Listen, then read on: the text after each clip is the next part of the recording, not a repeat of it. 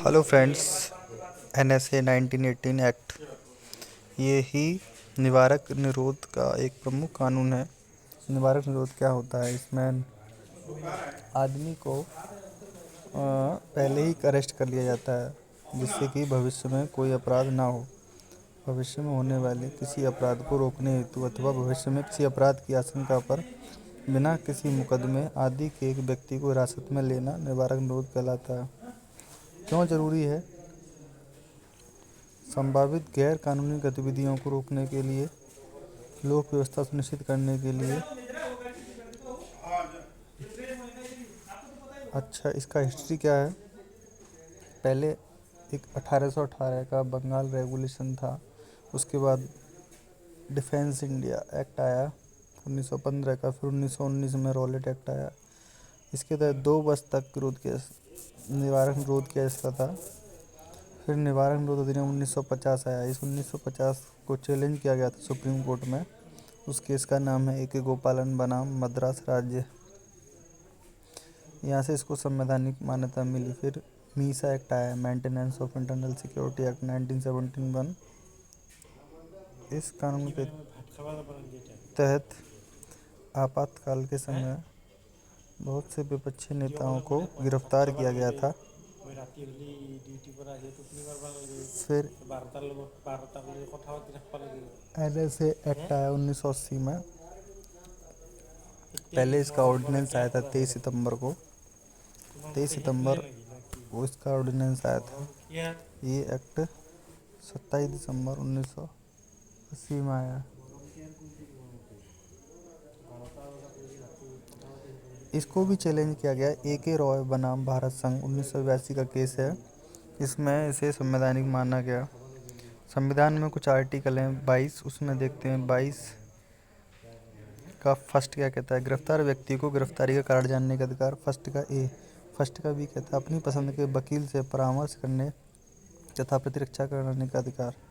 Second कहता है गिरफ्तारी के समय से 24 घंटे के अंदर अपने पास वाले मजिस्ट्रेट के समक्ष पेश किया जाएगा। इसके आगे की हिरासत मजिस्ट्रेट तय करेगा। 3 कहता है ऊपर का जो 1 नंबर पॉइंट है, 2 नंबर पॉइंट है, वो विदेशी शत्रु और निवारक निरोध के मामले में नहीं लागू होता। 22 का 4 किसी व्यक्ति को अधिकतम 3 माह के लिए ही निवारक निरोध में रखा जाता है। इससे अधिक अवधि के लिए सलाहकार बोर्ड की मंजूरी अनिवार्य है। निवारक निरोध में लिए जाने का कारण जानना का अधिकार 22(5) में है। 22(6) में लोकहित में कारण बताने से इनकार किया जा सकता है। निवारक निरोध से संबंधित निम्नलिखित प्रावधानों के लिए संसद को विधि बनाने का अधिकार है। 22(7) में लिखा हुआ वो कौन से मामले हैं? ऐसे मामले जिनमें सलाहकार बोर्ड की मंजूरी के बिना भी व्यक्ति को 3 माह से अधिक निवारक निरोध में रखा जाता है। निवारक निरोध की अधिकतम अवधि तय करने का अधिकार। सलाहकार बोर्ड की प्रक्रिया तय करने का अधिकार। सलाहकार बोर्ड क्या होता है? ऐसे सदस्यों से मिलकर बना हुआ जो हाई कोर्ट के जज बनने की योग्यता रखते हों या हाई कोर्ट के पूर्व जज रहे हों या हाई कोर्ट के वर्तमान जज हों। और संसद विधि बनाएगी। इसमें भारत की रक्षा, सुरक्षा, विदेशी राष्ट्रों से हमारे संबंध, ये सब देखेगी। और राज्य की सुरक्षा, लोक व्यवस्था, आवश्यक वस्तु एवं सेवाओं की आपूर्ति बनाए रखने हेतु राम मनोहर लोहिया बनाम बिहार राज्य में लोक व्यवस्था और कानून व्यवस्था के मध्य अंतर स्पष्ट किया है। अब एक्ट पे आ जाते हैं। एक्ट की कोई भी धारा आप जानते हैं उसका नाम बताती है तो संपूर्ण भारत में लागू है। लागू कब से? 27 दिसंबर 1980 से। धारा 2 में परिभाषाएं होती हैं। धारा 3 निवारक निरोध का आदेश देने की शक्ति या कुछ व्यक्तियों को निरुद्ध करने का आदेश देने की शक्ति। तो नंबर 1 पॉइंट है केंद्र अथवा राज्य सरकार को यदि निम्नलिखित आधार पर यह संतुष्टि हो जाती है कि कोई व्यक्ति निम्न कार्य कर सकता है तो उसे निवारक निरोध में लेने का आदेश जारी करेगी। वो कार्य क्या है? भारतीय रक्षा, सुरक्षा, विदेशी संबंध जो है हमारे, उनको नुकसान पहुंचाता है या किसी विदेशी व्यक्ति की उपस्थिति को भारत में नियंत्रित करने के लिए तथा उसे भारत से बाहर निकालने के लिए जैसे अवैध विदेशियों को निकालते हैं उन्हें भी डिटेंशन में लिया जाता है। दोबारा देखो 3 का पॉइंट 1 क्या कह रहा है कि भारत की रक्षा, सुरक्षा और विदेशी मामले, भारत की रक्षा, सुरक्षा और विदेशी संबंधित, और किसी बाहर के विदेशी को कंट्रोल करने के लिए या उसे देश से बाहर निकालने के लिए पहले डिटेंशन में लिया जाता है। यदि केंद्र अथवा राज्य सरकार को किसी व्यक्ति के संबंध में यह पता चले कि यह व्यक्ति राज्य की सुरक्षा या लोक व्यवस्था या आवश्यक वस्तु एवं सेवाओं की आपूर्ति में बाधा डालेगा तो उसे प्रिवेंशन एक्ट के तहत अरेस्ट किया जाता है। 3 का 3, किसी जिला मजिस्ट्रेट या पुलिस एक्ट की सीमा क्षेत्र के भीतर परिस्थिति से उत्पन्न होने पर राज्य सरकार डीएम या कमिश्नर को किसी व्यक्ति को निवारक निरोध में लेने की शक्ति का प्रयोग करने के लिए अधिकृत कर सकती। मतलब कि जो सरकार है वहाँ की राज्य सरकार डीएम साहब को या कमिश्नर को पावर दे देगी कि आप ऑर्डर निकालिए अरेस्ट करने का। ऐसा कोई भी आदेश अधिकतम एक बार में 3 माह के लिए दिया जाएगा तथा भविष्य में इस अवधि को 3-3 माह करके बढ़ाया जा सकता है।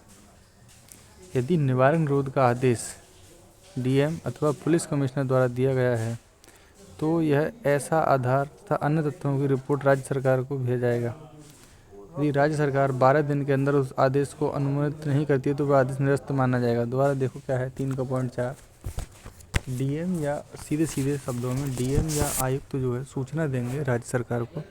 सामान्य परिस्थिति में 12 दिन के अंदर अनुमति लेनी होगी और विशेष परिस्थिति में 20 दिन के अंदर अनुमति लेनी होगी। अगर नहीं मिली अनुमति तो यह आदेश निरस्त माना जाएगा।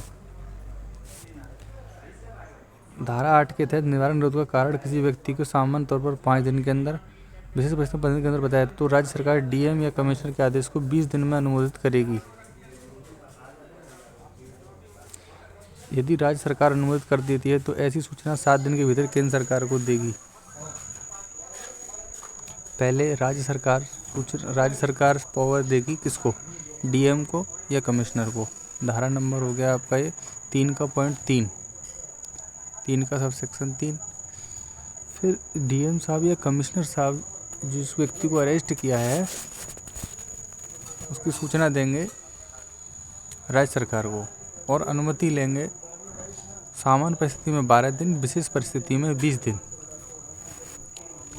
अब 3 का 5 क्या कहता है कि राज्य सरकार अब केंद्र सरकार को सूचना देगी 7 दिन के भीतर।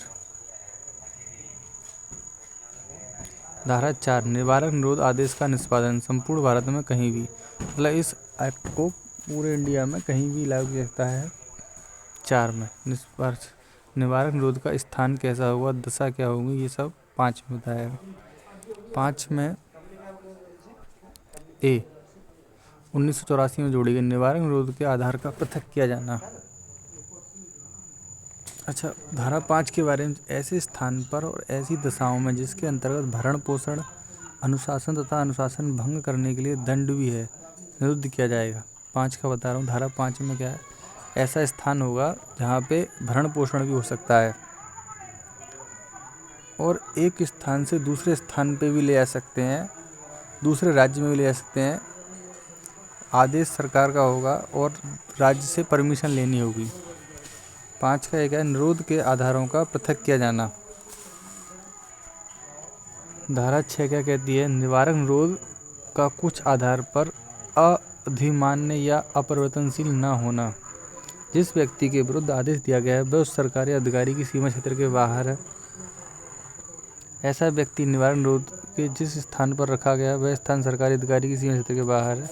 मतलब एक्ट लागू रहेगा, ये नहीं कि एक्ट फेल हो जाएगा अगर उसने जुडिशल से बाहर।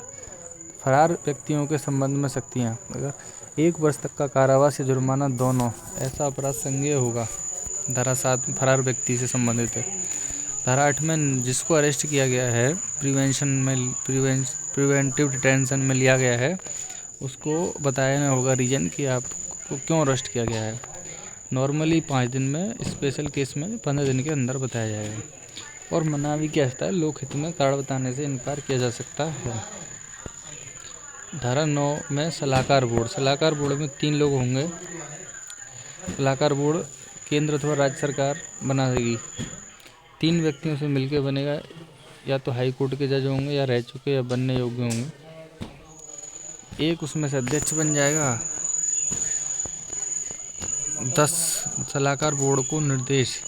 सलाहकार बोर्ड को मामले को भेजा जाना। किसी व्यक्ति के संबंध में निवारक निरोध में रखा गया है तो केंद्र राज्य सरकार ऐसे मामले को निवारक निरोध की तारीख से 3 सप्ताह के भीतर निवारक निरोध के प्रत्येक मामले को सलाहकार बोर्ड के पास भेजा जाएगा। धारा 11 सलाहकार बोर्ड की प्रक्रिया क्या रहेगी। सलाहकार बोर्ड अपनी राय निवारक निरोध की तारीख से 7 सप्ताह के भीतर सरकार को सौंपेगा। अगर कोई आपस में मतभेद होगा तो बहुमत से निर्णय होगा। जिसको अरेस्ट किया गया है उसको अपनी बात रखने का अवसर दिया जाएगा। सलाहकार बोर्ड की रिपोर्ट गोपनीय होती है राय को छोड़कर। अब धारा 12 सलाहकार बोर्ड की रिपोर्ट पर कार्रवाई। निवारक निरोध की अधिकतम अवधि धारा नंबर 13 में लिखा है 12 माह होगी। धारा नंबर 14 निवारक निरोध आदेश का वापस लेना। डीएम साहब या सरकार केंद्र सरकार अपना आदेश वापस भी ले सकती है। नहीं जाओ आप छोड़ दो इस व्यक्ति को। 15 निरुद्ध व्यक्ति को अस्थायी तौर पर छोड़ा जाना। यदि व्यक्ति वापस नहीं आता है तो 2 वर्ष तक का कारावास या जुर्माना या दोनों। धारा 16 सद्भाव पूर्वक की गई कार्रवाई के लिए संरक्षण। इस अधिनियम के तहत अपने कर्तव्य का निर्वहन करने हेतु किसी भी राज्य सरकार या केंद्र सरकार या अधिकारी के विरुद्ध कोई मुकदमा दायर नहीं किया जा सकता। रासुका का राज्य विधियों के अधीन निरुद्ध व्यक्तियों के संबंध में प्रभावित न होना। जैसे जम्मू कश्मीर का पब्लिक सेफ्टी एक्ट है 1978 का, उसमें 2 साल तक अरेस्ट किया जाता है। धारा 18 राष्ट्रीय सुरक्षा अधिनियम 1980 के द्वारा जो ऑर्डिनेंस आया था उसको निरस्त किया गया। इसमें जो है एक धारा 14A और है सलाहकार बोर्ड की राय प्राप्त किए बिना 3 माह से अधिक के निरोध में रखा जा सकता है। इसे 1987 में जोड़ा गया है। वे परिस्थितियां जिनमें किसी व्यक्ति को 3 माह से अधिक निरोध में रखा जा सकता है।